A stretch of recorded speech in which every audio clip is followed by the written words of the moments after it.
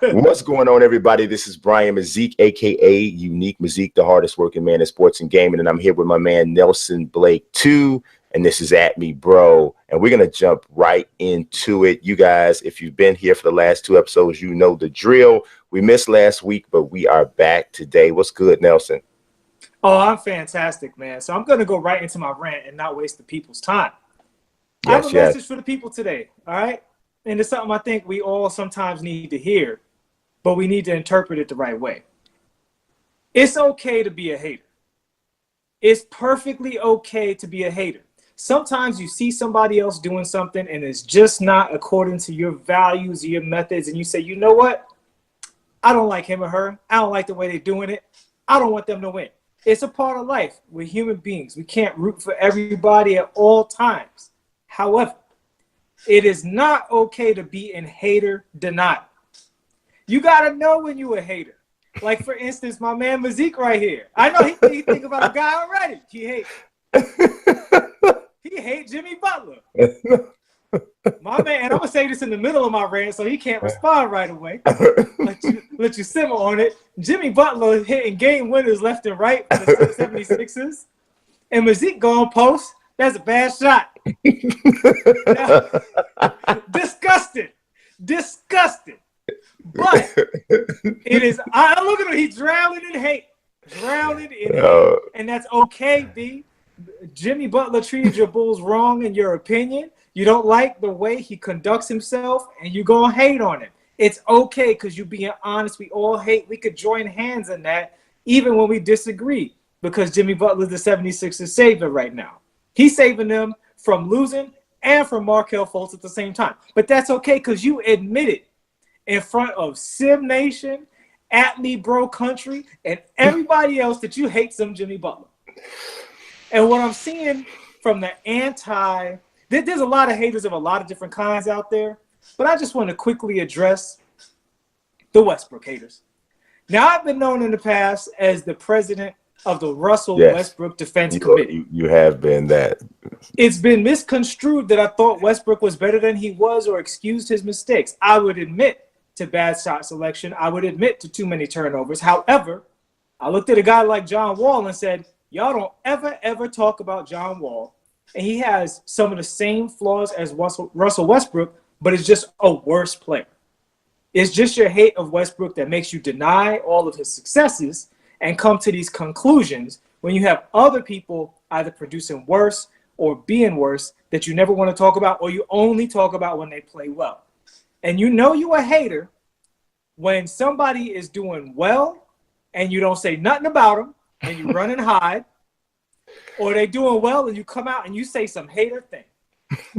Now, if I told you a team was the best defensive team in the league, started the season without their starting backcourt, is still missing who was considered their best defensive player and is right now in the top 4 in the West, and their best player has not been healthy all season, you go, wow, that team is scary. But nobody's saying anything about OKC because they're Westbrook haters and is denying their ability to look at basketball objectively. And as people are looking at my dysfunctional Lakers to be the second best team in the Western Conference, which is not true. They are not. They have a lot of issues to work out. I put forth that if OKC gets healthy, they are possibly the second scariest team in the West because they're already the best defensive team in the league, let alone the West. And they don't even have Andre Robertson, and Westbrook isn't even right yet, as you can tell by his free throw percentage, which is 62%, almost 20% less than his career average, which I don't expect to last the whole season. And there's still something crazy like, 12 out of their last 14 or whatever it may be. So that's it. It's okay to be a hater, but you got to come forward with it. You got to admit it. Go on, B, what you got to say? You bursting. Okay, first and foremost, I don't hate anybody, right? Oh, that's first thing. He's in denial. No, I don't. I don't hate anybody. I don't like certain people or the way that they do things. I don't hate. So as far as a Jimmy, I am not a Jimmy Butler fan. That is no secret. I don't even attempt to make it a secret. he is towards the bottom of my least favorite players list, right? You're a hater. No. A hater doesn't mean you hate him. But here's the thing. Spiritual sense, you're just a hater. But here's the thing. But here's the thing. When Jimmy does something well, I acknowledge it. I acknowledge that Jimmy is a top 4 or 5 swing man, 2-3 guy in the NBA. He is. If you don't say that, then you don't know basketball, or you are so blinded by however you feel that you are ignoring the truth. I agree with that. I don't think that he has the type of mentality that can be the lead dog on a winning squad. I think that Jimmy is the type of dude, like I have a saying about guys and girls in competition and in team sports. Everybody is a good winner. Everybody is. You really find out who you are in the foxhole with when things are going bad. And when Philly hits the inevitable skid, when they find themselves down 3-2, 3-1 in a series, I want to see how well Jimmy Butler gets along with Ben Simmons and Joel Embiid and JJ Redick and whoever else on his team that he seeks to lash out at because he's not ultimately getting his way or getting what he wants. He's done it everywhere he's been. And my father used to say, if everybody is saying such a thing about you, everybody isn't lying. All right, let's pump the brakes. Can we pump the brakes a little bit? Just a little bit. I'll let you go on a little bit on Jimmy, right? First of all, being a hater doesn't mean you hate somebody.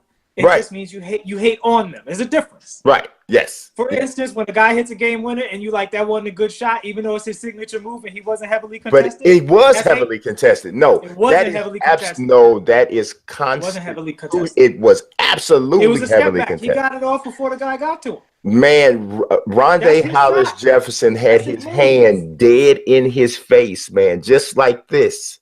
Didn't affect the shooting motion. Looked like his spot. It looked like John Cena. You can't see me when you're an NBA player, particularly a wing player or a guard, and you have a spot that you get to with a move, and you could go to YouTube, look at guys talking about defending Kobe Bryant. I understand that. If you let him get this, hold on. If you let him get to his spots, you're dead.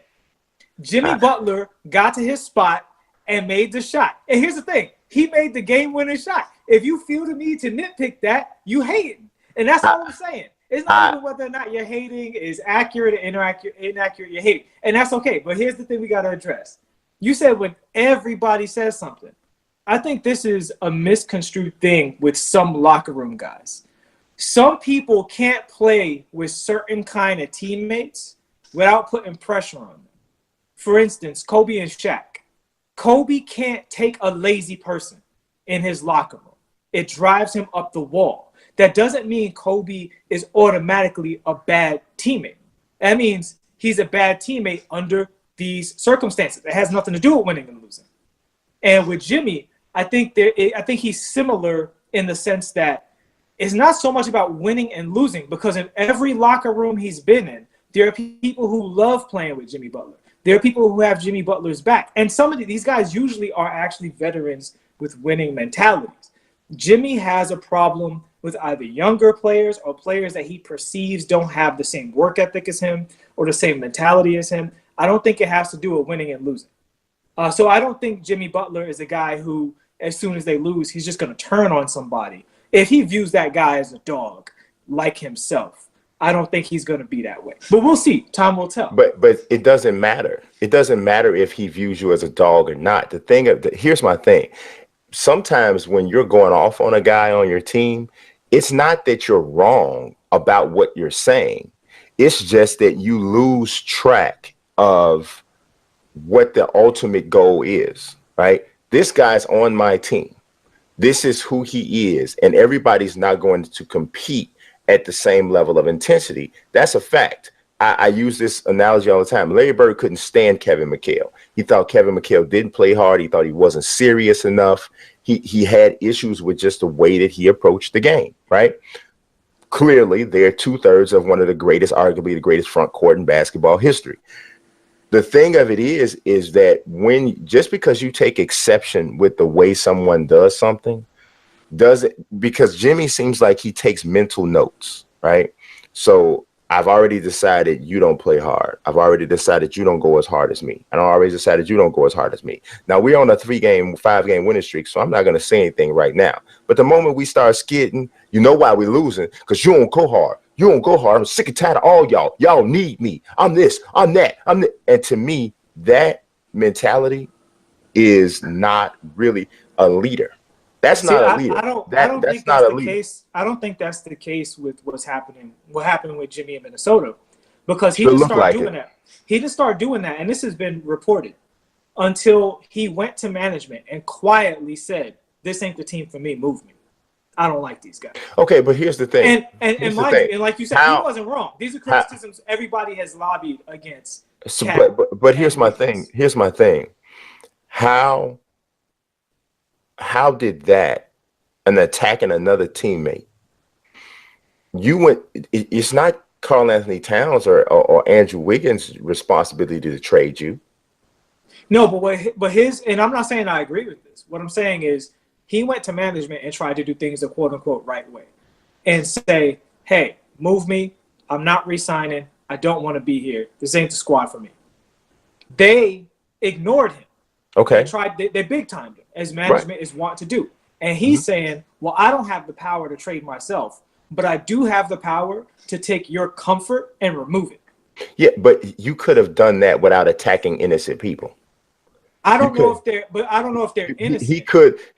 They're innocent in which his major beef is. Your major beef is, this is the team for me and I want you to move me. Well, okay, no, I think that's if what Andrew it is. Wiggins had the same mentality as Dwayne, but Andrew Wiggins doesn't. Andrew Wiggins is who Andrew Wiggins is. And here's the thing. But you said he claims he wants to win.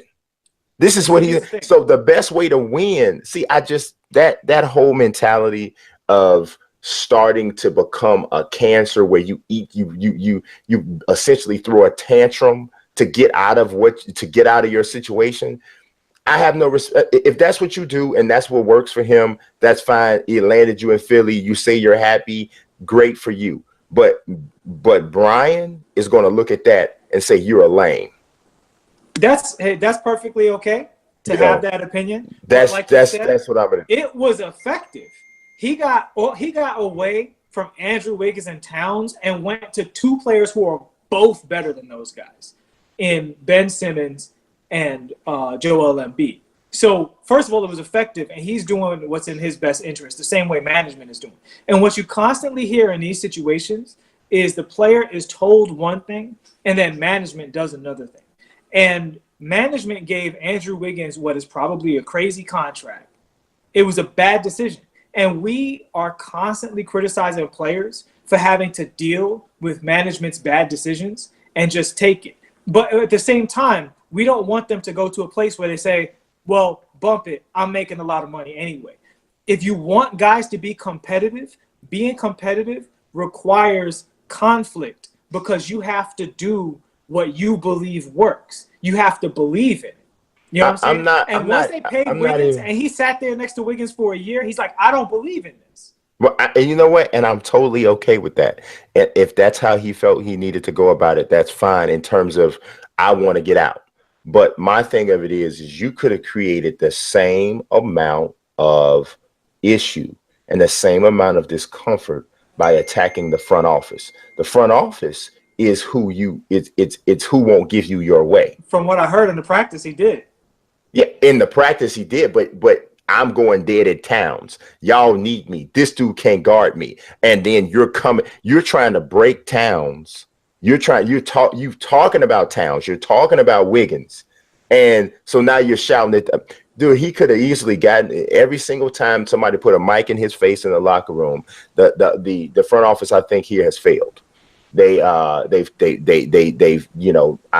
not a fan of the moves that they've made. I'm not a fan of the way the team is being led. I would like to go. See, I think that would have hurt him more in terms of going to other exactly, exactly. So you're selfish because now I'm going to reach out and I'm going to hit the people on my level as opposed to coming up and going to the slave master. I'm going to hit the slaves. That's why he's a lame. First of all, that's why he's a lame. Players are not slaves, proportionally indentured servitude, whatever. Highly paid indentured servitude. No, he proved that they're not slaves because he exercised his power. Exactly. He has obviously he has power. Hurt the product. Obviously, he's not gonna hurt the product. He did. They stopped people were booing at home games. They were booing him. They were booing him. They weren't booing the product. They were booing the lame. They were booing the goofy. That's who they were booing. That's your interpretation of it. No, that they're not booing now. I think they were booing the product. No, they were booing Jimmy. That every single report that came out said Jimmy was getting booed every time he touched the ball. Also booing Jimmy.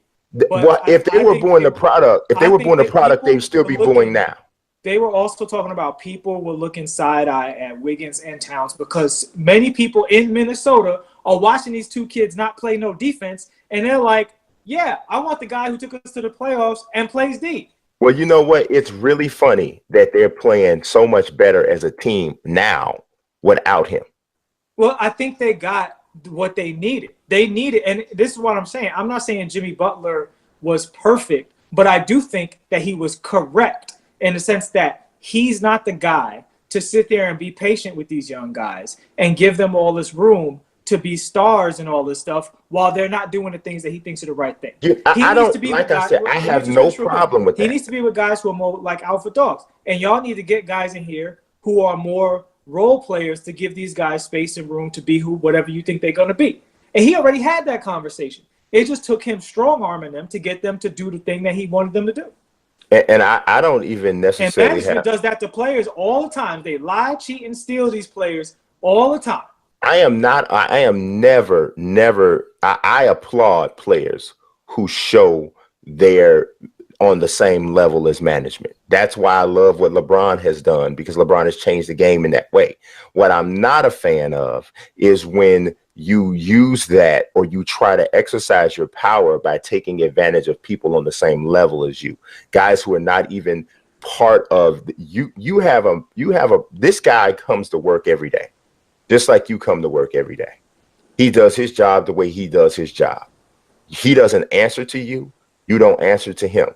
You can create a dynamic where there's an answering and there's some sort of pecking order, but there's not an official pecking order. The official pecking order goes from player to coach to management. If you have a problem with the way things are going, you can talk to that player. If you don't get what you want, you can talk to the team. You can talk to the coach. You can talk to management. This is the chain of command. All right. Don't get out. And I don't have any respect for a guy who comes out in public and starts to berate a teammate, because I don't think that it is beneficial at all in terms of down the road ultimately. Now, if we're in a closed practice and there's no media around and there's none of that and it's just us and we going hard, and this is the type of, even that can be shaky because you have to know who you're playing against, because every teammate, that people are motivated in different ways. And some people are motivated by that approach. Some people are demotivated by that approach. And if you are a real leader and you're really interested in getting the best for that team, then you're going to take the time to figure out, how do I motivate this guy? That's what a leader does. A leader doesn't try to force everybody to fit into their leadership style. But that's not what a leader does. And they tell you that they have a certain vision.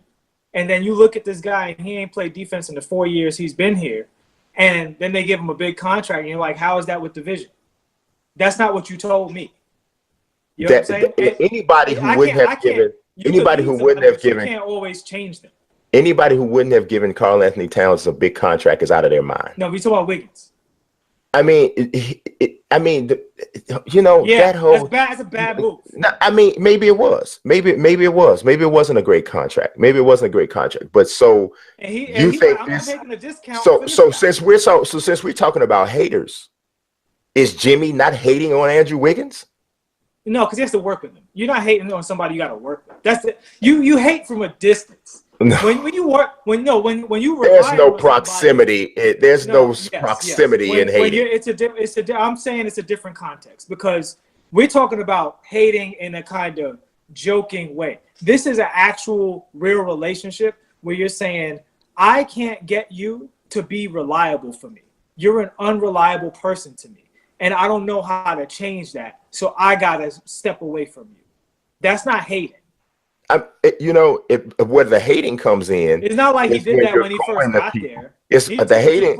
The hating comes in when you're going to someone going to other people and saying something about this guy. To me, that's dude. He clearly said it to Wiggins. I'm just saying this is just lame punk pants behavior to me. You know what I'm saying? That's just. I never consider anybody a punk when they confront people right to their face. You know what? That's the opposite of a punk. No, I mean, he did confront him to his face or whatever, but you're going in the media and it's lame, dude. It's just flat lame. If you don't like your team, you don't like where you've been, then you can say, man, I want to be traded. That's all. I'm not signing. The pressure to tell a team I'm not signing here, the first time I get a chance to get out of here, I'm gone. That is enough pressure to force a franchise to move you. You don't have.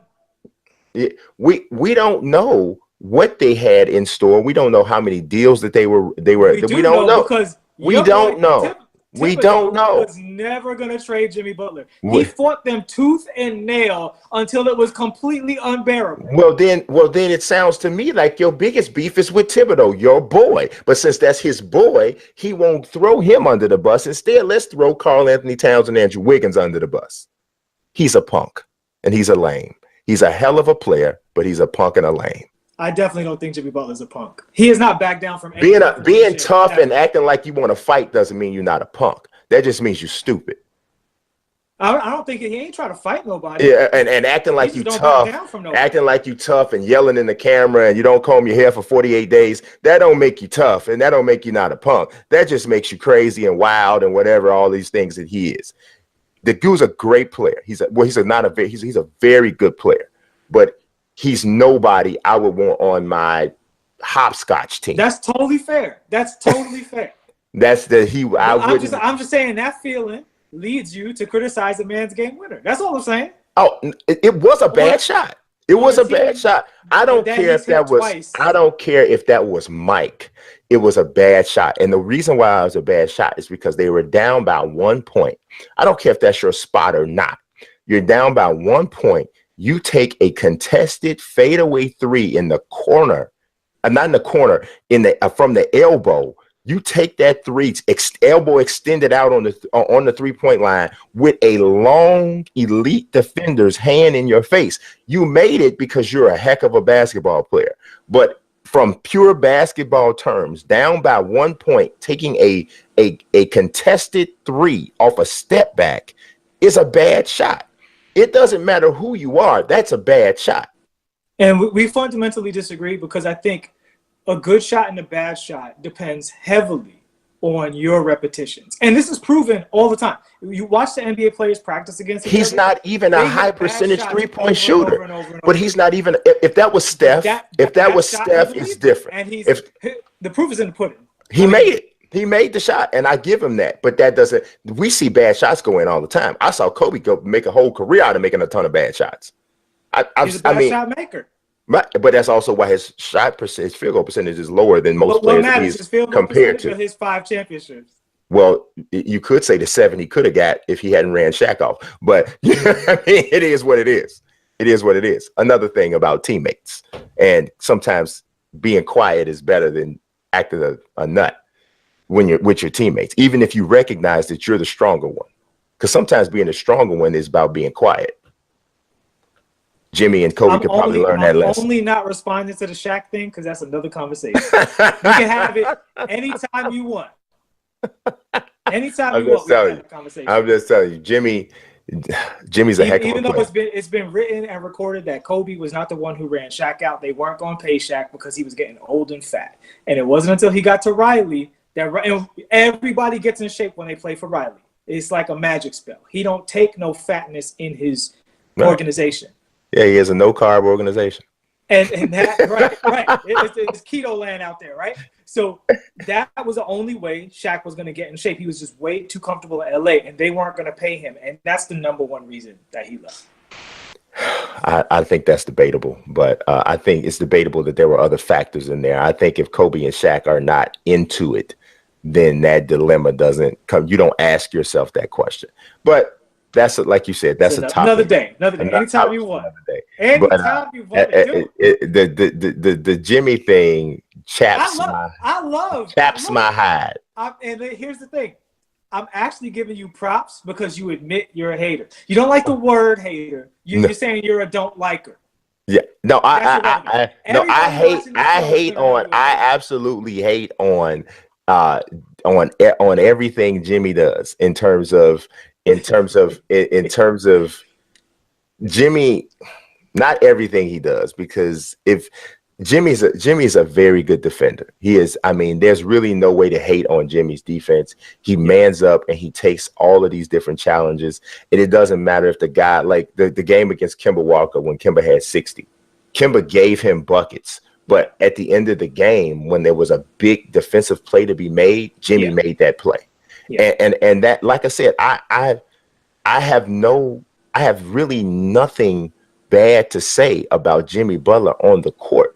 He's not a great 3-point shooter, but that's fine. He doesn't have to be. He's so good at so many other things. And I also give Jimmy mad credit because when he first got to the league with the Bulls, he was none of this stuff that he is now as a player. Yeah. I mean, he worked his butt off to get to what he is. And I have absolute respect for that. But in the process, he has become a complete jerk. And that, and even teammates have said that dude has changed. And that to me is significant. And when you look at him, he's not a guy that I would want to be going to war with at all, especially if there was chances or a good chance that we could lose. Not at all, because I'm going to know that at the end of practice, he's going to act funny. I say that's totally fair, but there's a difference between saying that's a guy I wouldn't want to go to war with, and that's a guy who can't win a war. And for me, I don't think he can. That people I don't think we're gonna see.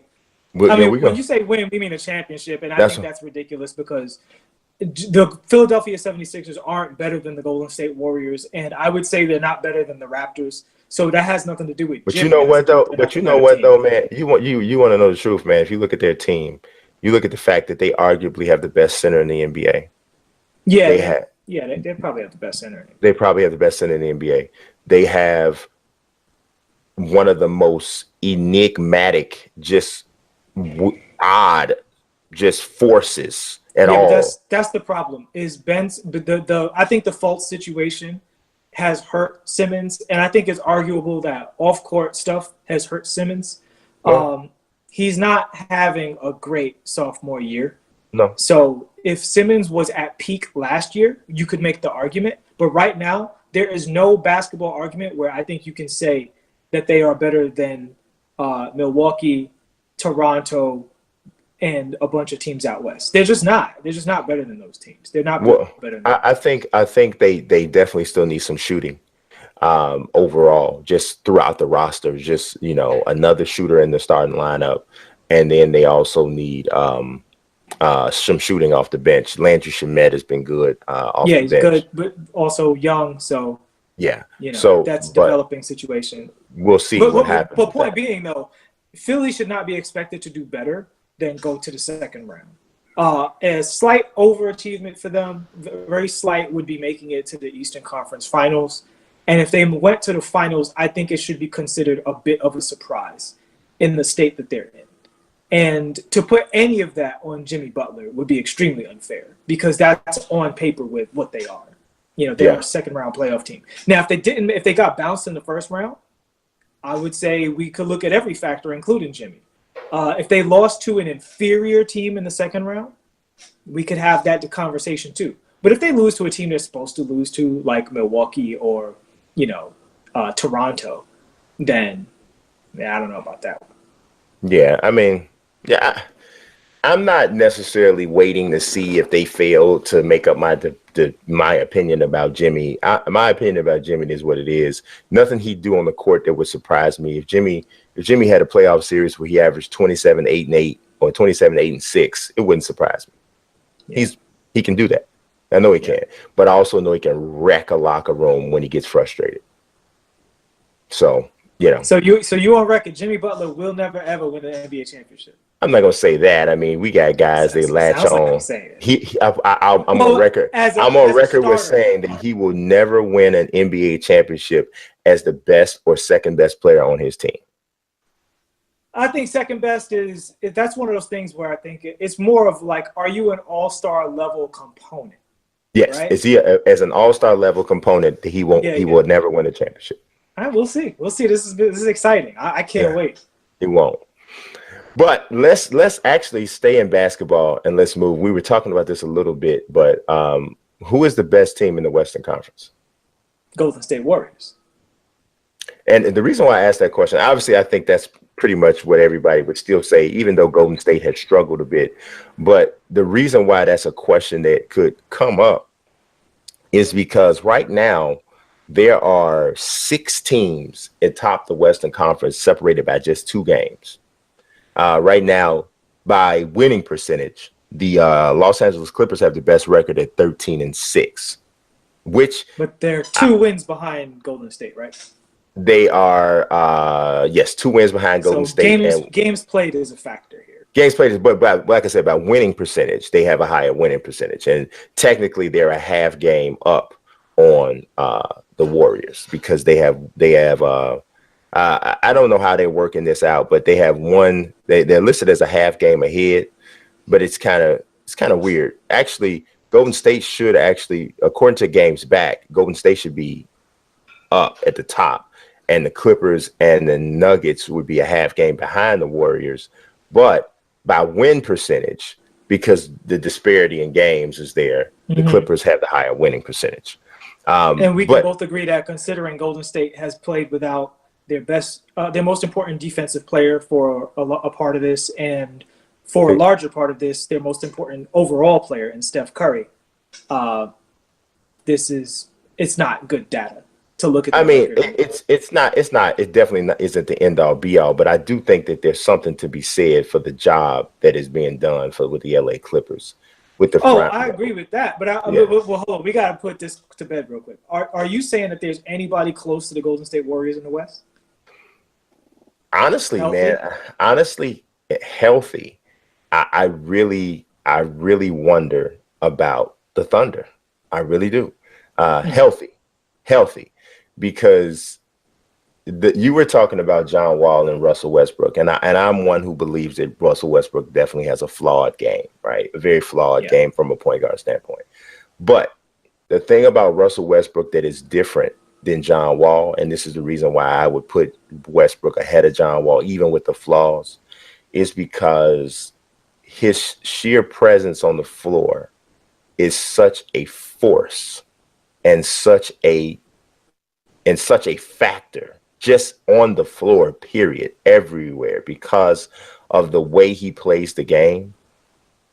It impacts the game in a way that is really difficult to quantify. It's crazy. And it should be said that most of Westbrook's teammates love him.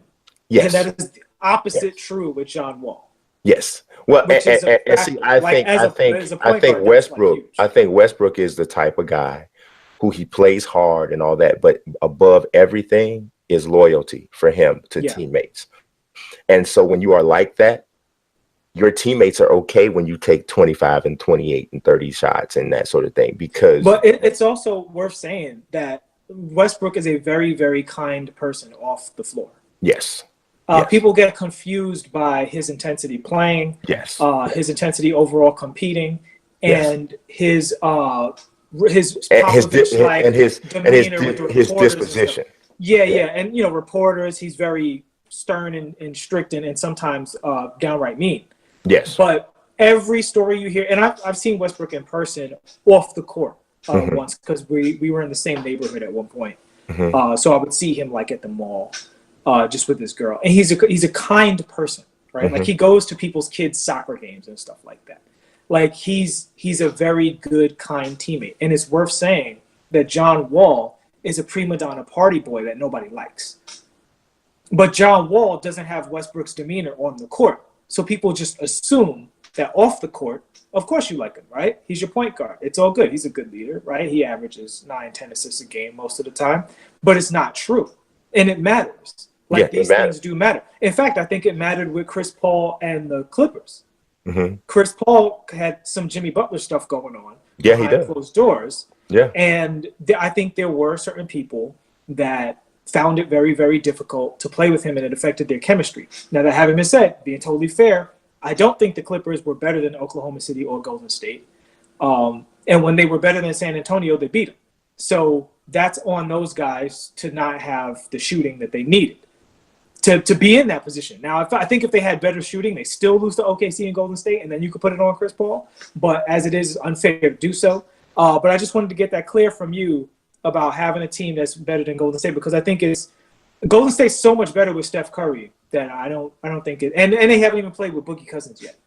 Yeah. I mean, I think we don't know exactly what Boogie is going to bring or whatever, but I'm telling you, man, Oklahoma City, fully healthy, with the emergence of Abrinas and the way he's shooting the ball. Grant's improved. Ferguson's improved. Diallo looks pretty good. Well, he hurt himself bad. I don't know how bad. He's going to be back. It's not as bad as it looked. It's not as bad as it looked. Yeah. But Diallo is huge for as a perimeter defender, especially, and an athletic guy running the floor. Oh, yeah. They have some horses, man, and they're the best defenders, the best athletes in the league. Yes. I think another year with Donovan. I think not having Melo, I think that's huge. I think not having a guy on the court who simply can't and won't is big. And Schroeder adding their depth. Yeah. And Adams has gotten better again. Steven Adams is a very, very, very good NBA player. I think this guy's an all-star center. He's just an all-star role-playing style center. Yeah.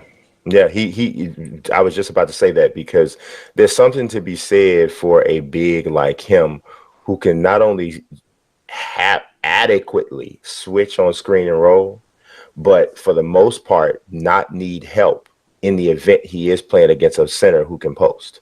Oh yeah. That's significant from a defensive standpoint. That's huge. It takes away an entire part of the game. It's huge, So and then on top of that, you got Paul George.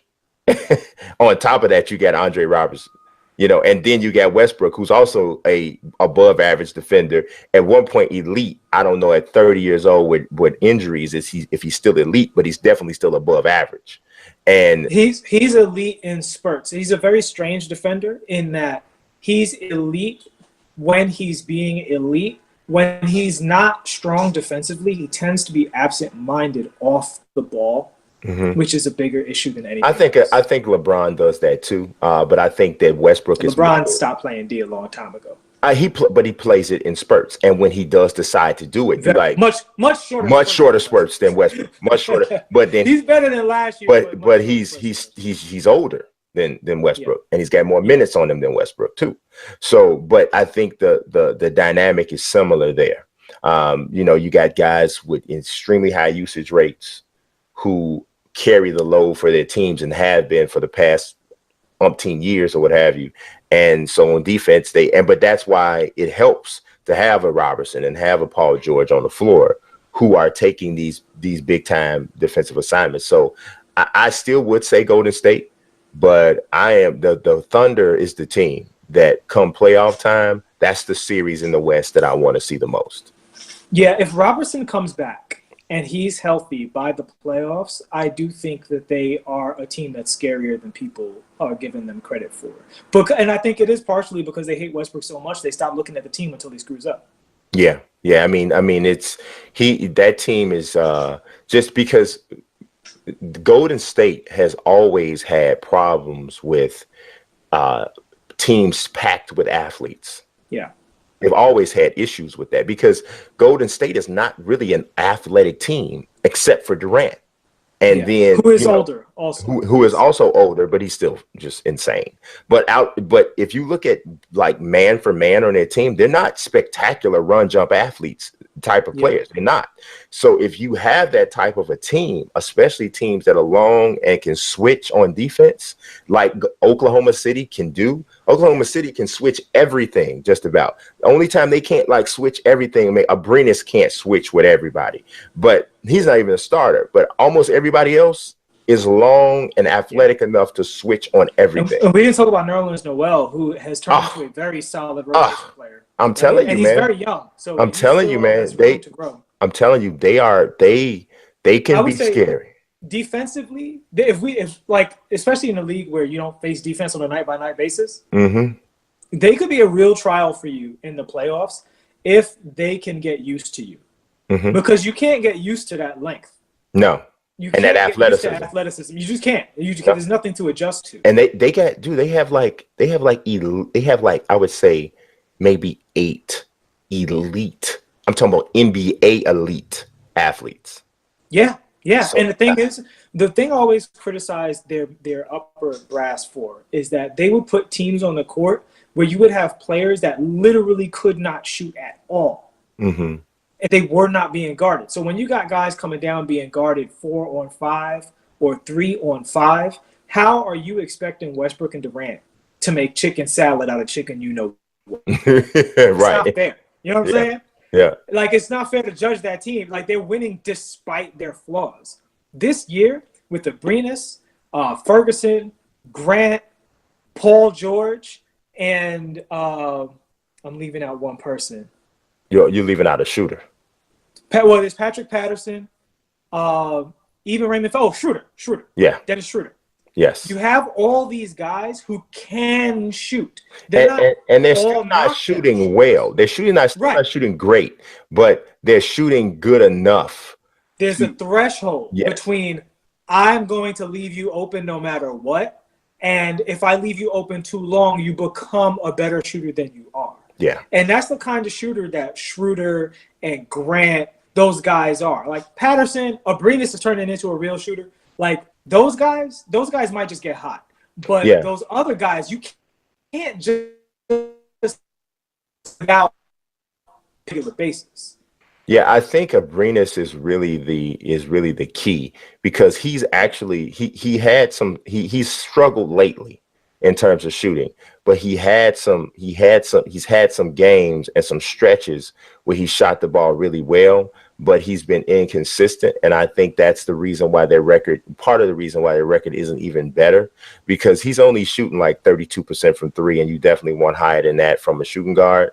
Actually, Jeremy Grant is leading the team in 3-point shooting at 37%, and that's 3 attempts a game, which is definitely a good enough sample size to know that that's him. Schroeder, who's never been a great shooter, is shooting 36% from 3. George is actually a little down at 35%, and then Abrinas is at 32.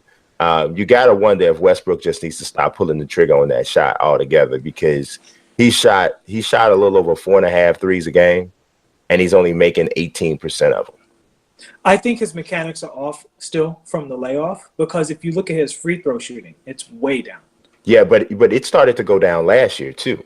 It did go down 10% last year, but this year it's absurdly down. Like, we've never seen a person go from a lifelong 80+% shooter from the free throw line to 60%. That's clearly something that will likely be worked out, likely is temporary. And for him, I think where he just has to keep playing his game and play through it, and you just have to deal with the growing pains of it.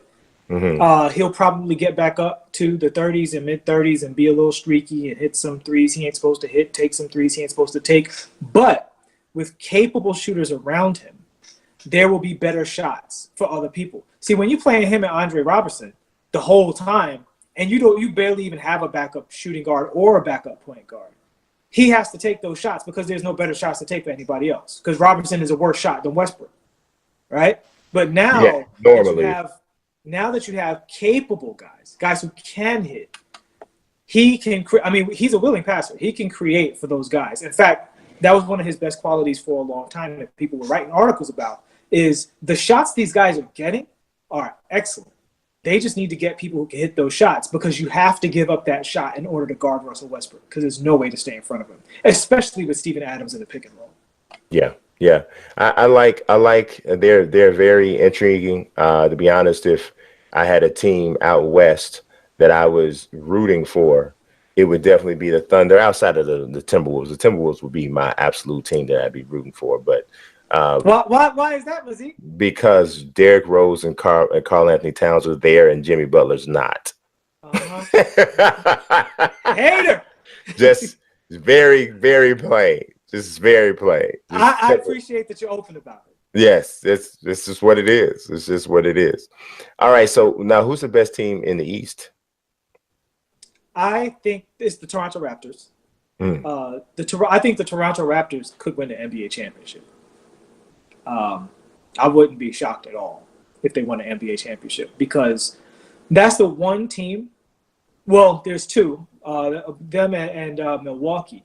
That if Kevin Durant gets to the finals, he got to deal with that. And that's no fun.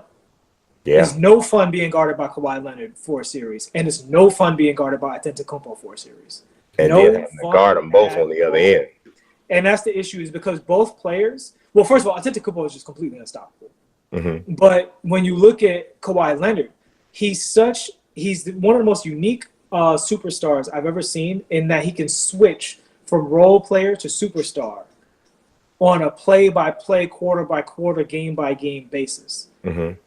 He can jump on you for 35 points, 8, 9, 10 rebounds, 3, 4 assists, 4 or 5 steals, or he can have a game with 20, 4 and 4, and they won by 30.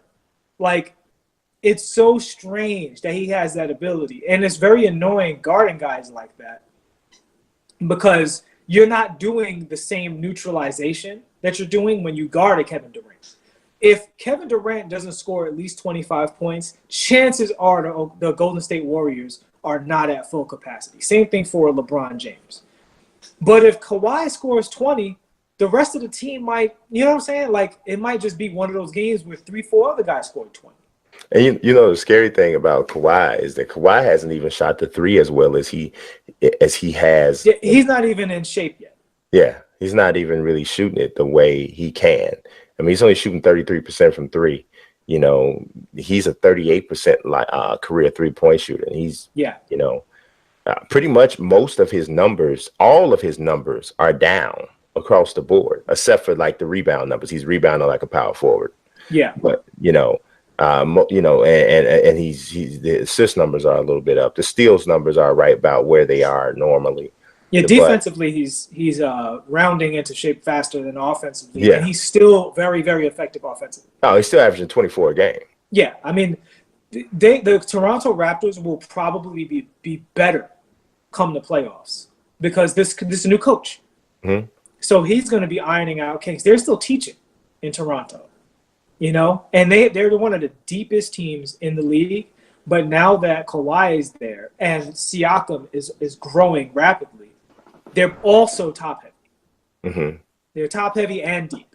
They're not like the Boston Celtics, where they don't have, in my opinion, a 5-star player. You know, I would even say Kyrie Irving is barely a 4-star player, because he doesn't play any defense. So he's a terrible defensive player. So I've been saying that for years. I'm with you. That's a bad topic for at me, bro, because you can't add us on that. Nah. We on the same page. On the same page. He's not debate to be had. He's a bad defender. Bad defender. Like rarely solid defensively. They're playing, offense, defense with him and Rozier and Marcus Smart sometimes. Yeah. So they don't have an excellent player on the Boston Celtics. But you could argue that not only do they have an excellent player on Toronto, but that their complementary talent is playing really, really well and getting better. Yeah, at this particular time. Fred VanVleet, Kyle Lowry, Pascal Siakam, these guys, and even Serge Ibaka is fitting in well with what they're doing. It's a scary, scary, scary team. Yeah, they don't have as many athletes as Oklahoma City, Yeah. but in terms of just overall weapons and I should say like stylized weapons, They got a system. They got a They're system. like San Antonio. They have Yes. a system. They've been, Yes. it's funny because the Raptors were a little rickety last year. Mm-hmm. You were like, is this going to work in the playoffs? And it clearly didn't. Now they look like it's weird. Like Kawhi and Danny Green went there, and it just turned the whole team into the Spurs. Yeah. I mean, it really, they're functioning similar, and because Valanciunas is definitely playing like a Spurs big, you know. Yeah. So for sure. All right, so let's move on. We're gonna go to our next topic, which is we're shifting gears like completely. We're talking about Red Dead Online. Have you can you play today or Friday? Did you say? It's a Friday. Okay. All right. So I have played. I didn't play yet today. So I played on Tuesday when it first dropped, and I'm kind of like, I'm blown away with how good this all can be. Mm-hmm. Like, it's already good, right? But I'm kind of blown away with how good it can be, because that's kind of what I'm looking at. I'm looking at like the potential of it all. You have one of the most fully fleshed out single player campaigns that I've ever seen, really, overall. The story, just the story, right? I mean, it's got ridiculous layers. It's got well-developed characters. It's got high-quality voiceover stuff. It's got a really good dialogue and script. It's got all of that. And then it really just meshes really well with the gameplay. There's not a lot of degradation from the cut scenes to the actual gameplay. It's just all super stylized. So you got all of that. And to be totally honest, if that was it, it would have been well worth it, right? But then you come out with this online multiplayer component that is legit an entirely separate game in itself, and it's at no extra cost, but the microtransactions are coming. But but for just overall, no extra cost. I mean, when Red Dead Online I haven't even played all of the modes, but there are so many things to do in this game. Like, my son was sitting there playing, because he hasn't even played the game yet. He hasn't even played Red Dead at all. Like, he's such a multiplayer only type of a kid. Yeah. That he didn't even play the storyline at all. He would pop in and look at me playing it a little bit and go, oh, that's cool, but it wouldn't hold his attention.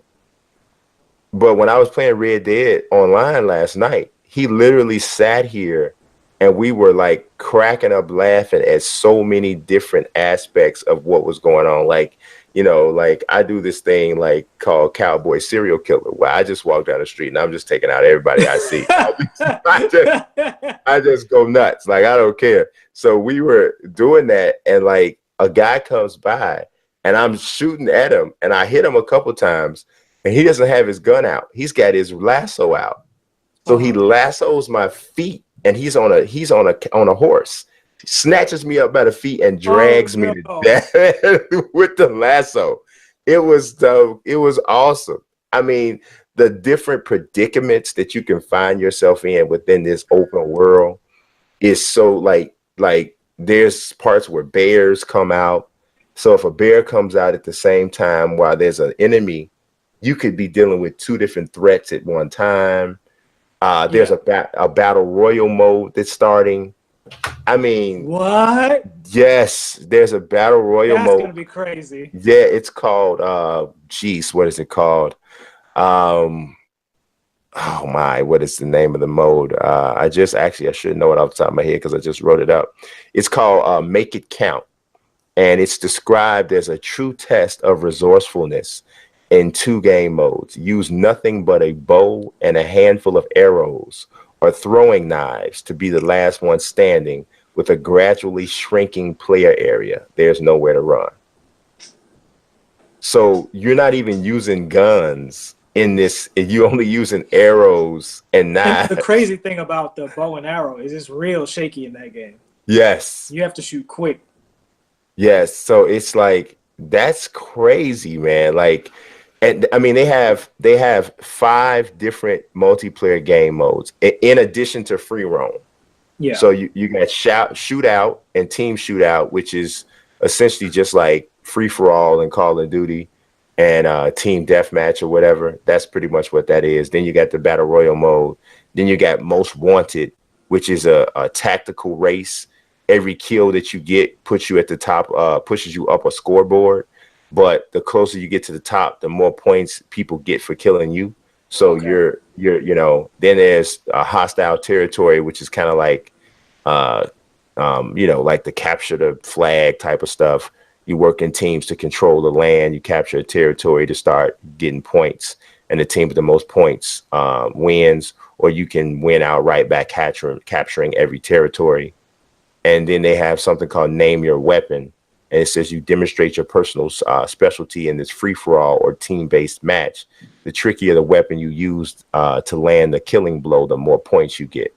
So all of that on top of free roam, and this insane story mode they got.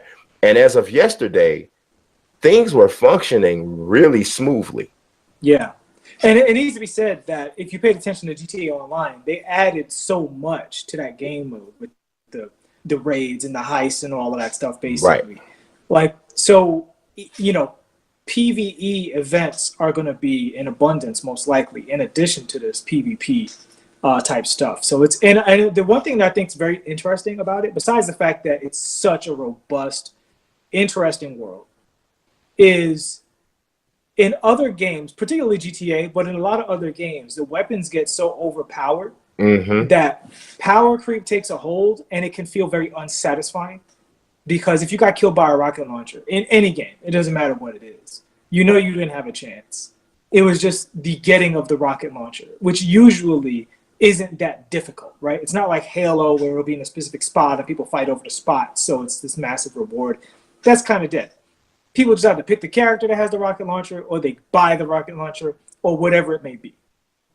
Maybe it's an earnable rocket launcher in some kind of way, but usually not that big of a deal. In this game, you're fighting with knives and bows and arrows and lassos and regular hand cannons and shotguns, and the reloads aren't there for you to be spamming shots over and over and over, killing 400 people. You have to have gun fights, which is what a lot of people in a lot of games have been asking for. It's part of the reason Call of Duty Blackout mode is so popular, is because of the extra armor you get, and because of the way the engagements are, you actually get gun fights. You get to peek, you get to heal. Again, going back to Halo, feels a little more like Halo, where you had time to think, react, and outplay somebody, as opposed to regular Call of Duty, stuff like Destiny, stuff like Battlefield, where first person to see the other person is the one who wins the fight. Yeah. I mean, man, I'm telling you, I was sitting there playing it yesterday. I'm like, wow. I'm like, this is a lot, man, that they have put into this. I'm like, man, because so often we feel like a game has come along and they charged whatever they charged for it, and you felt like, man, was this really worth $79.99 if you got the special edition, or $99.99 if you got the ultimate edition? Was this really worth this? Dude, this is literally like 2 whole freaking games. Yeah. No, this isn't the only game I play category. Yeah. Like, there are some people who only play, Skyrim or Fallout 4 or 2K, League of Legends or 2K. This is one of those rare games that this could be the only game you play, and everybody gets it. Yeah, it's like, it's overwhelming how like much there is. Like, it's like, I'm like, whoa. Like, to nitpick though, I I was gonna would say what I heard there was a not overwhelming component. yeah, to nitpick, what I would like is a better character creation. Yeah. Because it's not horrible, but it's very cookie cutter template based kind of a thing. Hmm. And for with a game that has so much just such a sprawling experience, I would like to be able to face sculpt and to make my person, taller, Yeah. don't just pick brawny, heavy set, thin, or athletic. I would like to kind of make different things in between and all that kind of stuff, even if it doesn't necessarily affect the skill level or the attributes of the character. Just from a visual standpoint, I would like to be able to do that. Also, every single character in the game that you can create, their teeth are really tough.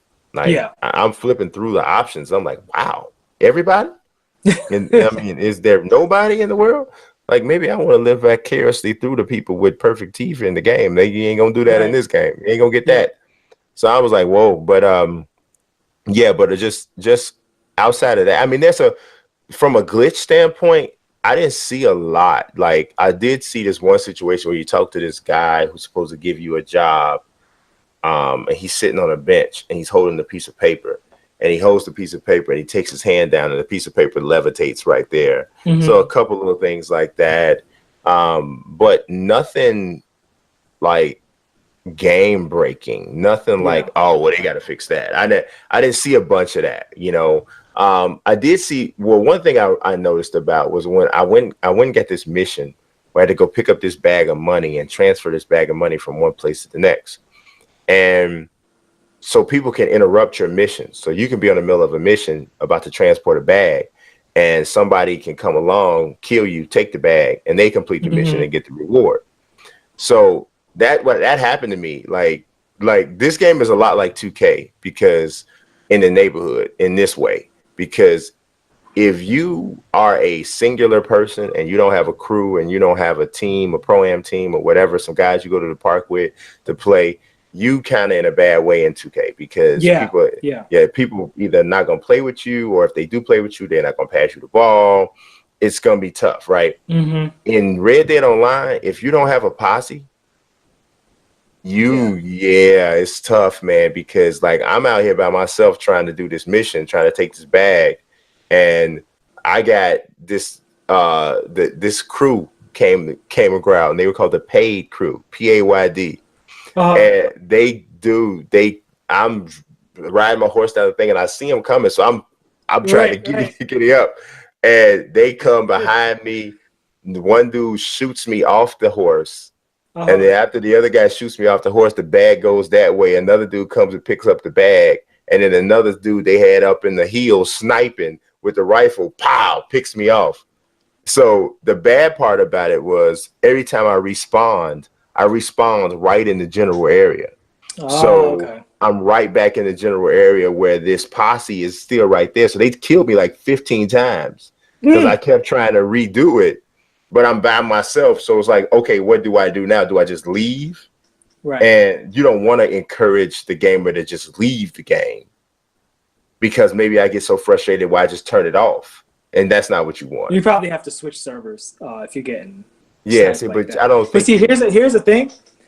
In most games, I'm totally against that, right? Because it gets to the point of griefing and all this other stuff. However, in a game where all you have is lassos and 6 shooters and rifles, all you got to do is get a crew. That's the, you know what I'm saying? That's the win condition. But here's the thing. Okay, I'm going to come back with my crew. And here's what I would say about that. That's the Wild West. That's what I think is the most brilliant thing about Red Dead Redemption is almost every point of contention with the game leads back to it being a good Wild West simulator. You know? I agree with that, and I think it's almost kind of like in sports video games where there's some things that are not, especially from a competitive standpoint, like there's some things that people don't like about the game. They were like, no way in the world this guy should be able to make this shot. Nobody should be able to throw this pass. But in real life, sometimes a guy can make that play, even though it doesn't necessarily make sense. Jimmy Butler, that was a bad shot. If you take that shot in 2K, in the NBA 2K League game, and you make that shot, people are going to be like, dude, that was a bad shot. I don't care if you did green that. The chances of you greening that. Not if he's in takeover and that's his archetype and the person guarding him is not a defensive archetype. That's true, but that was not the case in either of those in that situation for Jimmy, because that's not Jimmy's archetype, and Rondé Hollis Jefferson is a pure lock. So, I don't know what's his rating, what's his badges looking like. I'm not sure, but I think Rondé Hollis Jefferson is one of the best perimeter defenders in the NBA. Tell us in the comment section what Rondé Hollis Jefferson's badges are. Yes, please, because he's a pure lock though. He is definitely in proportionately he'd be considered a pure lock. That's why he was on him. But that's what I'm saying. It's like technically that, I mean, like I said, if you take that shot in the NBA 2K League game, even if you make it, people are gonna be looking at you like, dude, what was that? But in real NBA basketball, it can happen. Same thing here. People want everything to go the way they think it should go because they think they have all the answers to the formula, but they don't like outliers. And the fact of it is, in real life, there are outliers. Absolutely. So I think that's kind of the thing there. But overall, man, the game is just on another level. It really is on another level. I mean, I would recommend. It's hard for me to find a type of gamer that I wouldn't recommend that game to. Like the only people I could say is like if you're really, really like squeamish about language and you're really squeamish about gore and that sort of thing. Or if you just hate Cowboys. If you just hate Cowboys and shooting, then don't do it. Then you're into Splatoon or something like that. But if you play the regular, if you play the regular games that everybody else plays. Yes, I can't imagine you not liking this game. Like even if you're in the military combat stuff, and you're gonna have to get used to the fact that you're not gonna have these all-powerful, world-destructing weapons. Even still, the same satisfaction from shooting and dropping a computer opponent is there. Yeah. Speaking of military shooters that everybody plays. Yes. Battlefield 5 came out, and no one cared, and no one bought it. Yes. Now, if you're one of the few people who are watching a show that's largely about gaming, and you haven't heard, long story short, EA put women prominently on the forefront of their advertising and the forefront of the battle lines in the front lines of battle in World War II, which obviously you don't have to be a World War II historian to know that was not the case for the Allies, 100%. And people had an issue with that from an authenticity standpoint because it was a very, very, very largely male war when it comes to the infantry. And, how historically accurate a game needs to be in order to get that feeling that the game is supposed to give you is up for debate. It's interesting because we are coming from a game, Red Dead Redemption, that does give us that feeling because of those nuances that it adds in that we at least think were the case back then. But how much of that has to be there is up for debate. What's not up for debate is how EA responded by basically saying, you guys are uneducated, and if you don't like the game, don't buy it. And if you look at the comment section of any Battlefield review, feedback video, except for the few Battlefield channels that are just like, we love this game, no hate here, we don't care, we play it every year, this is what my channel's about. The neutral channels that cover other stuff, the whole comment section is, they told us not to buy it, they told us not to buy it. I think we're coming to a place where companies have to have a certain amount of consideration when they're talking to their consumer base, because they will hate not buy your game. This is a hate rejection, because what I'm hearing from the gameplay is that the gameplay is largely good. Now, I hear the game has other issues in that it wasn't totally complete. Yes. Right? Like, that's actually the biggest gripe that I hear about it, because the gameplay itself, and I've played it, the gameplay itself is not bad. It's very yeah, most people agree that it's good yeah, gameplay. it's very Battlefield, right? Yeah. I just don't like Battlefield's gameplay as much as I like Call of Duty. Same here. I hate the shooting. The shooting, the aiming it's just, I never like the way it feels. It also needs to be said that Call of Duty is an extension of the Rainbow Six style gameplay, where it's more squad-based conflict as opposed to war-based conflict. Mm-hmm. So there's a loop of die respawn in a war game that is very different from the, managing engagements of COD, or particularly Blackout, or when you're going for domination, seek and destroy, or a Rainbow Six game, which is more gadget based, not as much shooting based, but still those games are in the same family. Whereas Battlefield, when you play Battlefield, it does feel very different from other games because you're in a war. Yeah. It's a thing to be in, like, with your crew and have a tank roll by and say, oh, we just have to run from this. That's not something you really encounter in most Destiny, Call of Duty style shooters. Maybe for a moment with a super or a helicopter, but not for an entire side of the map. Yeah, and I don't know, I just don't dig it as much. But I will say this: the visually, now Call of Duty is a nice looking game, but visually there's no comparison. Battlefield is at least 2 levels better looking than Call of Duty. I mean, Battlefield's beautiful. It's probably the best looking. I want to add some little forgiveness for Call of Duty, for Call of Duty from the visual standpoint, because there's two. Well, gaming has changed, right? Like back in 2003 or so, it was fidelity. Get the game to look as good as possible. But since we've crossed over into the 60 frames and even 144 frames per second threshold, performance has become more important than visual, fidelity. And I think Call of Duty, and this is even though Call of Duty is not the subject, this is something that needs to be said. Call of Duty is as close to a PC shooter you can get on console. That's such a remarkable achievement that for the game to look as good as it does, but play that well, I think it's hard to compare it to a game that doesn't perform as well.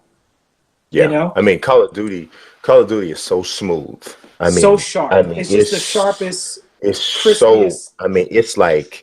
It's the most dependable shooter on console that you can play. I mean, it's like you get very few. What was that? You get very few of those. If you got killed, you know why.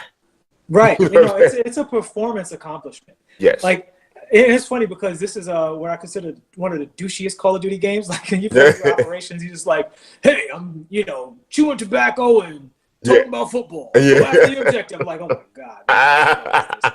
You know what I'm saying? Like, that's very different from Rainbow Six. Yeah. Which is more military. We're taking this kind of seriously. And the douchiness is not generally the kind of Sprite, Mountain Dew, Doritos flavor that they add to the game. Right. But I will say, I have not had a second of Call of Duty Black Ops 4 that didn't feel good. Yeah. Like, not a second of it. Not a second. Like, it just, everything is rewarding to do.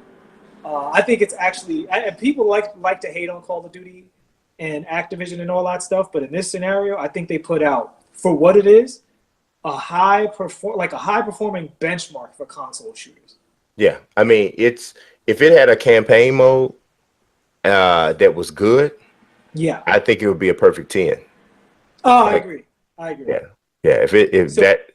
That's the only thing. I agree with you there. So that having been said, what's your take on the Battlefield sales controversy issue? Well, I think you're correct, in terms of, especially now, man, the consumers are more empowered now than they have ever been, right?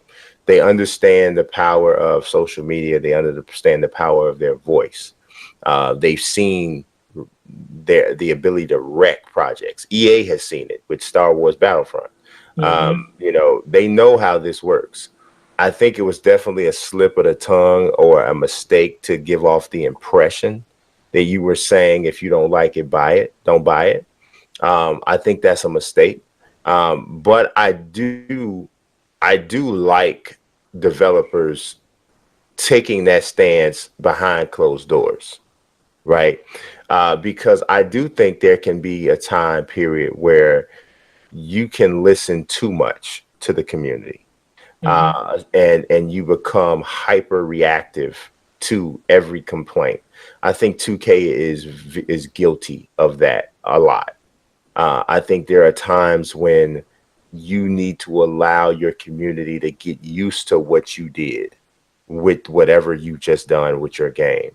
And then after a certain period, then you go back and you revisit and say, is this really a problem, or was this growing pains? You know, or was this an adjustment or transition period? I think that's really something that, and so when you're in that discovery segment of your development or post development, I think it's good to not be quiet, because you have to let them know that you're hearing them. But you definitely don't want to say, it's what it is. If you don't like it, don't buy it. You definitely don't want to say that. But not jumping and going, okay, let us fix it. Okay, let's get it. And sometimes it feels like some developers get into that. Well, I think this is a complex issue, B, because I think there's very different scenarios going on here. First and foremost, what they did at EA, and there's a difference between the publisher and the developer, right? But the publisher came out and spoke for the developer and said things that were, you know, objectively disrespectful. Yes. Even if they were in response to things that were disrespectful, the problem is the community is literally millions of people. So if you want to find disrespect to respond to, you can find it no matter what. If you want to find people who are more measured to respond to, you can also find that. The community, in my experience, has never been 100% one way or 100% the other. Never. I mean, so when you respond, Red Dead ain't even 100% one way. Exactly, and that game is basically perfect, right? Yes. Like, right. Aside from a few control issues, that game is stellar. I mean, it's absolutely stellar. All of us basically love it. And it's still not 100%. Right. So you as a developer, as a singular voice, or publisher, as a singular voice, you are choosing to whom you are responding. Yes. Which makes your sin of rudeness greater than that of the community. Because the community is not a collective. Oh, 20-second timeout. Because that is actually, that's a lesson right there. That is a lesson to every person on social media with a large platform. When you respond, you have the choice to decide who to respond to. And when you choose to respond to the negative person, your response is being viewed and heard by everyone, the negative, the positive, and the people on the fence.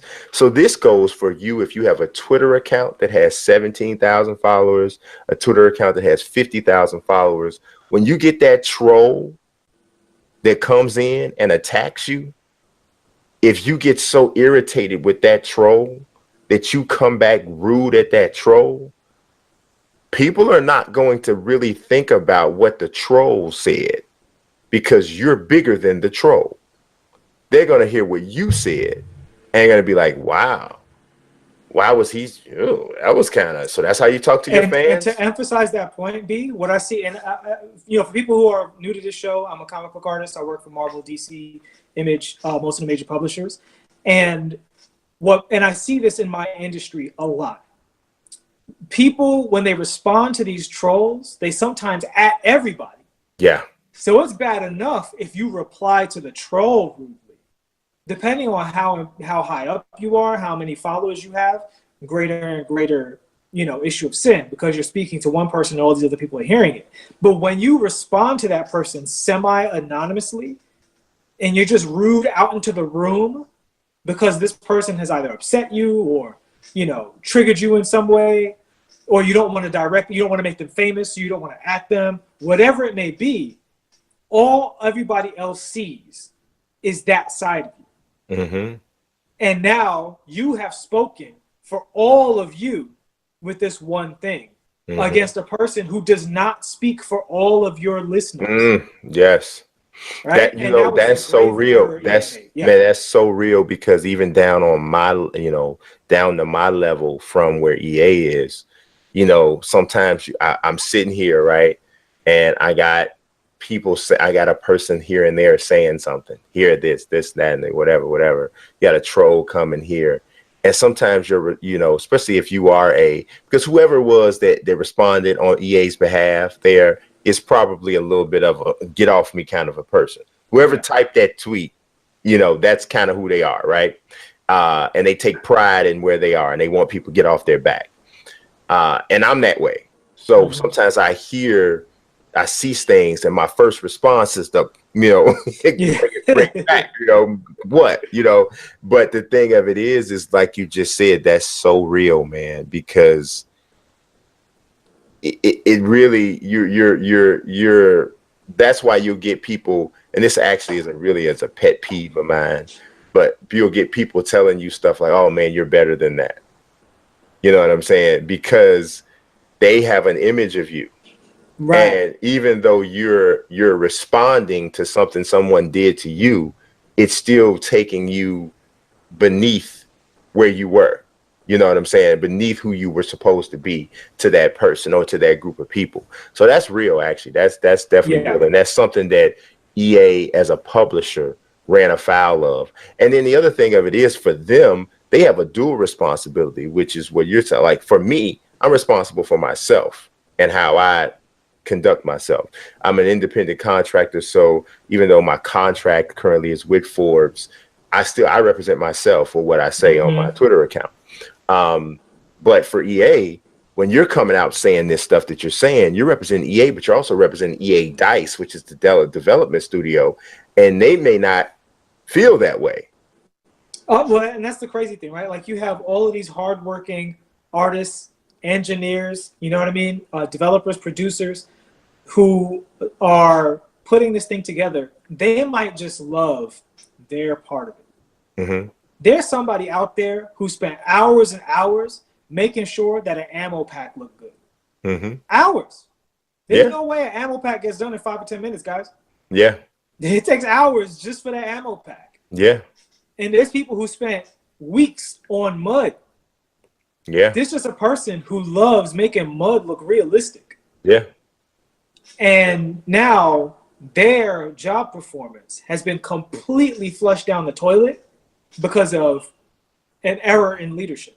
Yep. Because one person got in their feelings and popped off at the entire community. Yeah. And literally told them, you're uneducated, don't buy the game. That's a mistake that game developers cannot afford to make going forward. I want to talk a little bit about what you were talking about with 2K. Mm-hmm. It is a complicated dance to know how to listen to your community. Mm-hmm. It can be done well and it can be done poorly. Because the same way we said you can find rude opinions out in millions of people, you can find or moderate opinions. You can also find good ideas and bad ideas. There's no way you can look at the 2K community, write down everything they said, and then do it. Because literally you'd have to make 4 or 5 different versions of the game. Mm-hmm. Because people want different things. So what 2K has to struggle with is they don't have a mechanism for absorbing that information and deciding what's best for the game. And they also have a very big game that is a bunch of different things. So what's good for my team isn't always going to be good for the neighborhood. Right. And what's good for Pro-Am isn't always going to be good for my league. So they have to figure out, how to split the difference. And what 2K does is they do the thing that I think that they do that's bad is what you said. they're very reactionary because they have no way to measure how the community is interpreting the information, and they don't always give out the information. So sometimes rarely, right. Yeah, and Sometimes the community needs to know. Mm-hmm. We changed the shooting, we changed the passing, we changed the rebounding. Yeah. For instance, last year they completely busted bounce passes and flashy passes. Mm-hmm. They were a turnover, all the time. They were slow. They were horrible. This year, flashy passes and bounce passes are much better. But the community, if you're playing in a game with people, you're not going to throw something that's guaranteed to be a turnover over and over and over again in a competitive environment. We have 4 other people trying to win. So It takes time, especially when you're making characters and their ratings aren't all the way up yet. Their badges aren't all the way up yet, right? So it takes time for the community to develop and adapt to these things. So when you change the passing and the stealing before that adaptation has happened, that's your inability to listen to the community. There's other games, like say Destiny, that they took their time doing it, but their listening to the community was very, very accurate and on point. And if you go to the Destiny forums or feedback or the community, they are in a completely different and much better place now after Forsaken than they were at the launch of Destiny 2. Yeah. So that's a situation where they completely turned the game around. No Man's Sky, they saw what they did wrong, completely turned the game around. That's a very good game now.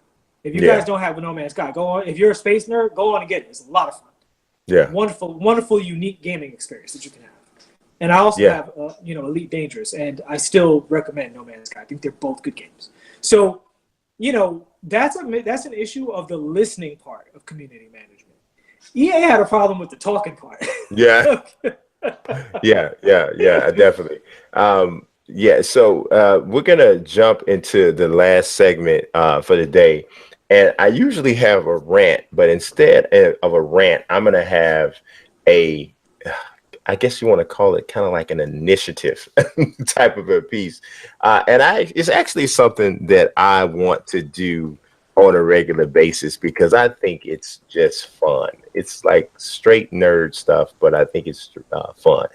Ever since I was a kid, right, I have done like fantasy casting, right? And you might be like, what in the world is that? So I will take a scenario. It could be a real life scenario. It could be with prominent people, sports, or I'll take a video game, even a comic book or something like that that's not already a movie. And I say, man, if this was a movie, these are the people who should be playing in it. So a while back, I wrote an article, and it was basically entitled "Athletes Whose Lives Should Be Made into a Big Budget Movie." So I was going to run this by my man Nelson, and I'm going to see what he thinks about my selections, and I'm going to share those with you. So one of the first people that I came up with was, first of all, I'm gonna give you the person and you tell me if you think that their life would make a good movie. Like, so Kimbo Slice. Okay. Yes. Right. Yeah. Kimbo make a great movie. I think Kimbo that's because he was like a bouncer or a bodyguard in the adult film entertainment industry at first. You know what else too? Even after Kimbo dies, you get to end the movie on a high note because of the promise of his kid getting into MMA. Yeah, because his kids, he just lost his last fight, but yeah, he's there. Baby Slice is there. But you don't go that far. You just don't go that far. Like he might do something. Right. You don't go that far. You just show him, walking into the cage for the first time at the end or something like that. Right. So now the person that I have playing him, I'm going to bring it up. Is Mazique? Because I see your face. No, it's not him. Not him. He's not fit for it. Gotta get the hands off the screen. We got Kimbo. Now you gotta look at the image that I'm putting up here. Idris Elba. Yeah, Idris would be great.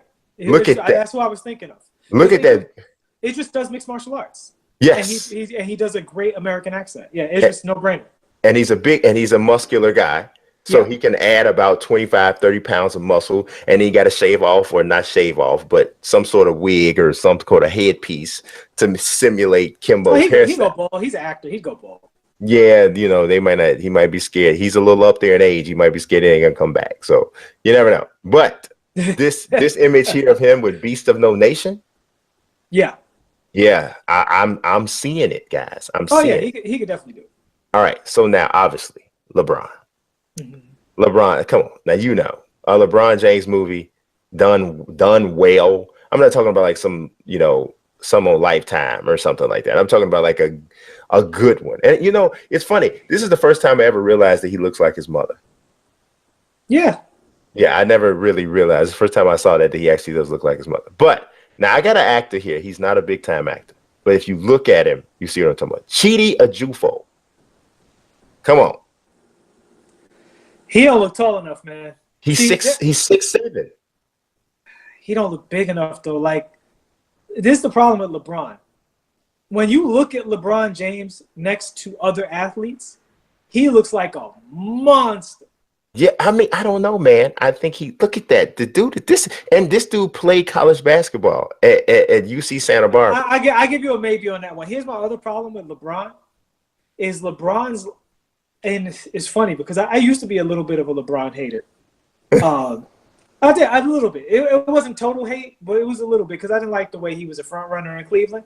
And when he quit in Cleveland and quit in Dallas against Dallas, I was like, yeah, I saw that coming. But I think he's grown from that and learned from it. He's grown up.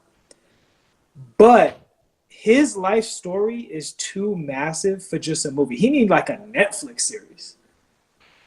Yeah. Because his story just from high school to the NBA is crazy.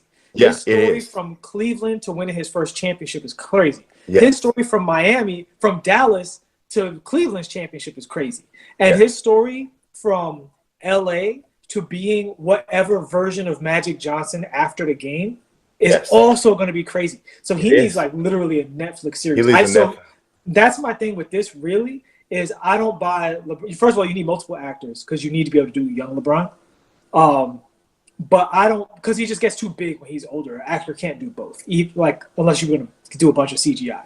And the other thing about LeBron is I think the best person to play LeBron James in his older years might be LeBron James. Yeah, I don't know. He can act. Like, the guy can act. He's okay. Like, he's okay now. But see, I don't want... You look at the potential. Like, the potential for LeBron as an actor is pretty high considering he hasn't put a lot of time into it.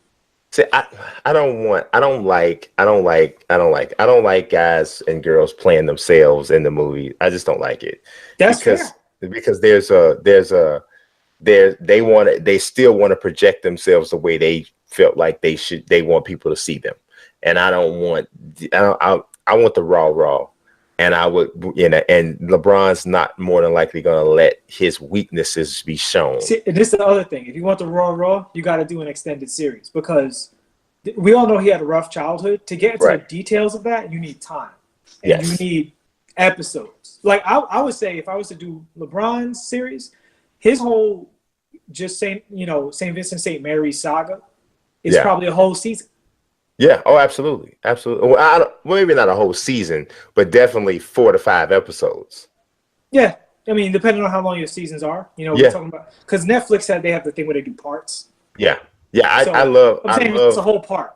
I love I wouldn't be surprised if it was already in discussion. LeBron is, Yeah. Yeah. But see, I don't want people, here's the thing. I don't want the people being involved in any of these movies because especially with people with images to protect. Yeah. Because it's not going to be real. Okay. Well, LeBron ain't going to let you talk accurately about his mama. Exactly. And I don't blame him. And there's a couple of things you'd have to cover that he would rightfully have no part of. And I don't blame him at all. I wouldn't either. The next is Kobe. Okay. Kobe absolutely cannot be involved with his because you got to talk about Colorado. Yes. You got to talk about it. And this guy is like, I couldn't find anybody else. But if you look at him. Yeah, I don't know about this one. I don't know about this one, bro. He's 6'7". But he's way too muscular, actually, to be honest. He's way too muscular. But maybe he can drop down. But he's done some stage work. He's been in Sister Act 2 on stage. He's done some commercial stuff. But hey, Cuba Gooding Jr. played OJ. So come on. You know, Not this one. we may. I can't. Okay, Nope, sorry. Floyd Mayweather Jr.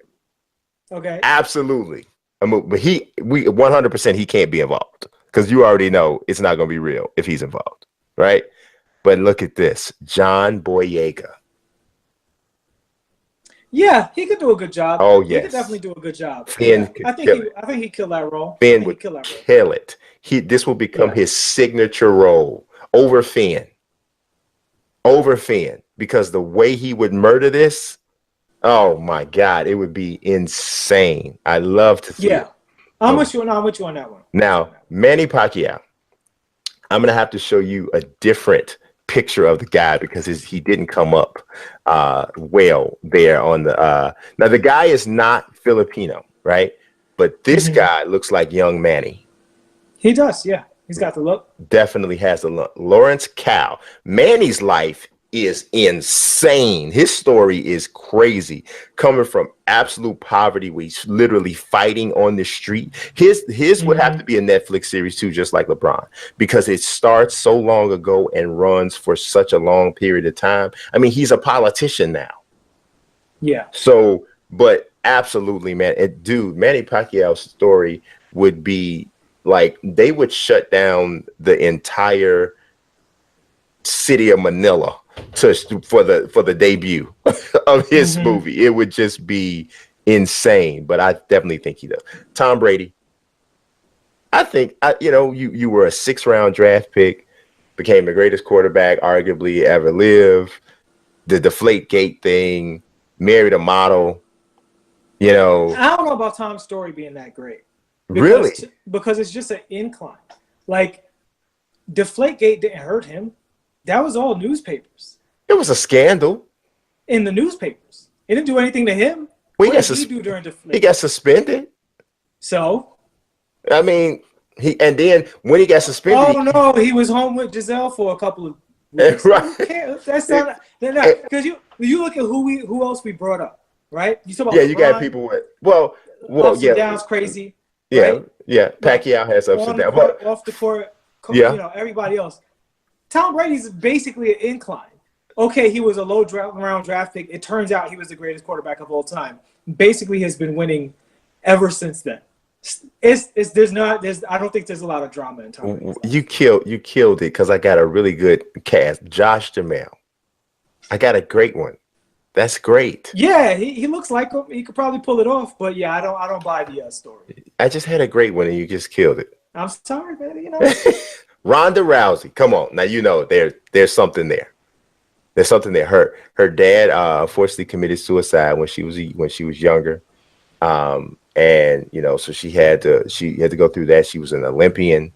The losses in the UFC turning into her WWE career, there's definitely something there. That's a really unique. My main beef with Ronda, right, is it would almost have to be a straight drama, because in a sports movie, you generally need the redemption, and I don't think she's had redemption yet. A lot of WWE fans aren't on board with her. A lot of people still think she's really bad in the ring. They still nobody thinks she's bad in the ring. They think she's horrible on the mic. No, a lot of people, dude, trust me. I have no idea who that person is. Whoever that person is has no idea what they're talking about. It's not a person. What they're saying is that she's hurting people, that she doesn't know how to sell as well as a real pro wrestler goes. Like, yeah, she's athletic, but there are people who don't want to fight with her because she doesn't know how to, really do it without actually doing it. Her little punch combo, they're not into it. I'm seeing a lot of that. And one of my friends has an entire channel dedicated to wrestling, and he's super into it. And I'm looking at the feedback on some of his stuff and everything. And I think she might be. She's definitely getting hate now, but at first. Oh, I saw it tons at first. At first, well, about the mic work, yes, because the mic work's been bad from the beginning. Even in ring. But her in-ring debut, it was, if you saw the reports about her in-ring debut just across the wrestling community, there were people, everybody was shocked at how good she was. You know, just for that to be, I mean, it was legit shocking. I'm like, wow. I was, because I absolutely was like, this is going to be trash. I'm like, this is going to be the worst booked match ever. There's going to be this safe, that safe. And it wasn't. It wasn't that at all. I mean, and she in the ring has gotten progressively better. Now she has a stupid taunt that looks like some sort of angry Macarena. I don't know what that is that she does with the slapping of her. I don't know what that is. And her facial expressions are terrible. Very bad. Horrible. Yeah. But as far as in-ring selling and an offensive repertoire, she's good. She's good. It's the acting portions, which is really odd because she's actually had some acting talent, some acting experience, but it's the acting, especially in this particular environment, is what she's really. Yeah, she's not. Well, and it's funny because she's such a good interview. Well, she used to be such a good interviewer that you would expect if she just brought that flavor. But it goes. Well, she's a horrible interview, bro. I mean, she's now. But there was a time like when she was winning, most people found her very entertaining. Like if you look at those videos back then, they had a whole bunch of likes, a whole bunch of people like enjoying the responses. She was doing so many interviews like Ellen and stuff like that. But point being, I don't think she's gotten redemption from the UFC because the perception is that she ran from her losses, and she still gets really, really weird when talking about the UFC. Absolutely. And I think that's why her story needs to find redemption in that before she would make a good sports movie. You know, I think the fact that there's questions about whether or not she was ever really redeemed is actually just as compelling, right? So you can feel the way you want to feel about like her leaving the UFC and going to the WWE. You could look at her Hall of Fame induction as a redemption. It just depends on the way it's shown in the movie, you know, and then her becoming a WWE champion. Like there will be some people that goes, yeah, that's not her championship. That's scripted fighting. There'll be people who say that, but then there'll be other people who will, like WWE fans will be like, yeah, you know, so it just depends on the spin. I think there's a lot there, but there is no question. Julia Stiles. Yes. No. Julia is very small. Yeah, but I mean, Julia is very small. How tall is Julia Stiles? Like 5'1" or something? She's a small woman, and I think Julia might be. Julia Stiles is 5'8". No, but she's small, like bone structure wise. Like I don't think she can. I don't know if she can put on the weight and be athletic to do it at this age. I mean, obviously she has a similar facial structure. But how old is she now? She's like what? 37. Yeah, she's like. So you're talking about she'd be 40 by the time that movie came out. I don't know. I think in the magic of Hollywood, yeah, that she could do it. I mean, because what's Ronda, 30? That's 10 years, and you're talking about Ronda's at the end. Yeah. I mean, I don't know. I think she has to do 19-year-old Ronda Rousey as a 40-year-old. I think she could do it. I definitely think she could do it. I think she could do it. I mean, I don't know. I think she could do it. Now, if you came to me with this one, if the timelines were different 10 years, like if Ronda was the older woman and Julia had to go older, then I would go with that one. But going backwards is where it's tough. It's very tough. Yes. Now, the Williams sisters, this is really tough. Right. This is really tough because you want to talk about trying to match someone's stature. They're both very tall. Yeah. And you would be surprised. There's just not a lot of tall African-American actresses. There just aren't. Yeah. There just aren't. Right. So you can just about give up finding somebody that's 6 feet tall because Venus is 6 feet and Serena's 5'10", 5'11". You could just pretty much give it up. You're not going to find it. It's just not going to happen. So you're going to have to try to play with the camera to find people who are whatever height. And then you're also going to have to play with complexion. Now, for me, I'm not even going to show you who I had before because it just doesn't work. But so I came up with some new ones. For Venus, this is a trust. You know how you do those confidence picks in the NFL where you do your confidence polls and the game, when you pick the game you feel the most sure about, you put a 16 on it, and the game that you feel the least confident about, that you put a 1 on it. Okay. Okay. If this was a confidence a pool, this would have a 1 on it because I don't have a lot of confidence. But Venus, I'm thinking Brandy.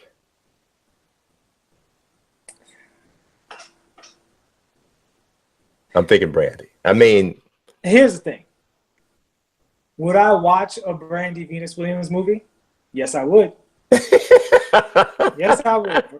Do I think that movie would come on BET or Lifetime? Yes, yes, I do. yes, it would. Yes, it would. Now, look, everything don't got to be a blockbuster. You know what I'm saying? I think Pacquiao opens major theaters. You know, what was the first movie before? Idris Elba, Kimbo Slice. That's like, you know. Yeah, Floyd John Boyega, definitely. Yeah. That's my strongest one. That's my 16 right there. Yeah. I mean, I think that Kimbo Slice with Idris would be tough. That'd be tough. That'd be nice. That'd be good stuff. That'd be good stuff. There's a BET movie. Oh, it's absolutely a BET movie. But I'll watch it. It's a TV1 movie. For sure. I do think you gotta pick a sister. Pick Serena? You have to pick a sister. No, I'm saying you have to pick one sister for the story. I don't think a Williams sisters movie is interesting. Well, first of all, it's very hard to share characters like that. Yes. You can't have. It's hard to split a protagonist. But because their stories are both so powerful in different ways, and they're so different, I think they both need their own time. Well, I really struggled finding somebody for Serena, but this is absolutely a BET movie as well. Jordan Sparks. Oh, I see what you mean by complexion. Yes, because she's much lighter. But the height and the body structure is about as close as you're going to get. I tell you what, 10 years ago, I would have been down to watch Angela Bassett put on 10 pounds of muscle and do it. But she's just so. But she could do it, but she's just so short that I just don't. Yeah. The trick with females is you would have to get short people around them. Yes. And find, but see, because they're on a tennis court. Yes. So the dimensions, you can use some illusion stuff. You can't do it in basketball because it's really easy to spot a short rim. Yes. Right? Yes. Like you lower a rim 3 inches, and for some reason you could just tell. We've just seen those dimensions too often to really fake it. Yeah. But on tennis, I think you have a little more room for fakery. Yeah, I mean, there's some women out there who could definitely pull it off. But I can't think of any. I mean, I can think of women who could pull it off the role, but I can't think of women who could pull off the role from a visual standpoint. Yeah, and it doesn't have to be identical, but the thing is, it has to fit the same description. Yes. Like, so I think like a younger Sanaa Lathan could be Serena. You know. That makes sense to me, but yeah, I don't know. This is awesome to me. This is fun. I mean, I've loved doing this for I got one for you that I would like to see. Although technically it's not his athletic career. I would love to see John Hamm do Pat Riley. I got to look up John Hamm. Yeah, I would love to see him, and this is more as an actor than him looking like Pat Riley. But if you watch Mad Men, no, definitely. John Hamm doing Pat Riley's coaching and GM career. Oh yeah, I think it'd be awesome. Oh no, that's great. No, that's from Knicks to the Heat. Oh yeah, I'm all over that. That's good stuff. Yeah, definitely for sure. And he's only 47, so you can age him up. You can definitely age him up. That works 100%. Yeah, when you just look at him, you can just see him, standing on the sidelines with his hair slicked back. Yeah, right? Yeah, that works. That definitely works. That definitely works. But I still think that Floyd John Boyega is the star. That's fire. That's fire. Because I've seen Idris Elba do martial arts. Yes. And because he would fit into the look of Kimbo so well, and because he's such an excellent actor. Even John Boyega is an excellent actor too. Mm-hmm. But I would be more excited about seeing that one. Also because with Creed out there, we already have a young black actor doing a young black boxing role. And I don't know if I would want John going head to head with that. But watching the Kimbo Slice story as an older fighter is a different style of story. Yeah. Which I would appreciate. Yeah, it is definitely a different style of story, and it could be epic, and it would also be much more informative because people don't really know Kimbo Slice. Right. You know, and there's a lot of stuff about Kimbo. Like Kimbo was a very educated dude, and people don't know and don't realize that. And that whole dynamic, the street fight, going from a street fighting scene to a collegiate classroom. Yeah. You know what I'm saying? And to a cage. And that's the thing about Idra is Idra can pull off the toughness. Yes. And the sympathetic intelligence. Yes. As well, which I think is amazing. Yeah, I think it would be dope. I think once he gets the baldy and the beard, the look is like adequately close. Yeah, it's good enough. I mean, he you know, about 25 pounds of muscle. You know, I don't even know if he really needs it, to be honest with you. If you look, but he fluctuates in size too. Yeah. So if you look at him at his biggest, he's already in the ballpark. Yeah, somewhere close. He's somewhere close. Close enough. Close enough. Yeah, because he got a big frame. Yeah.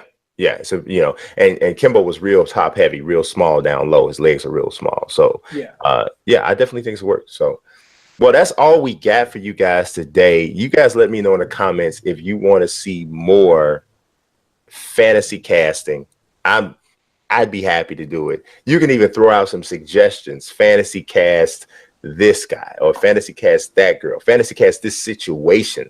Like, say for instance, you want to say fantasy cast Game 7 of the 2017 NBA Finals or something like that. That kind of stuff would be dope. Or if you got a video game, you're like, hey, I already did Red Dead, so nobody suggests that. But yeah, whatever. And you know, I'd be happy to do it. It's fun to me. But for my man Nelson Blake II, I am UniqueMazique, Brian Mazique, and this has been At Me Bro. Don't forget to subscribe, and also don't forget to click the link for or click the bell for notifications and to like this video. You know what I also forgot to do? I forgot to talk about the At Me Bro Twitter account. Totally forgot. Yeah. So you can totally forgot. You can truly add us, bro. You can. It's at the bottom of the screen right now. At Me Bro Show on Twitter, and just make sure that you shoot all of your questions there. You can still use the YouTube comment section, but I want you to also, guys, get used to using the At Me Bro Show handle on Twitter. You can go ahead and talk to us directly there, as well, obviously, on our Twitter accounts, which is linked in the description as well. I appreciate you guys watching as always. God bless and peace. Pocket, I'll be weak. I'm rather unique.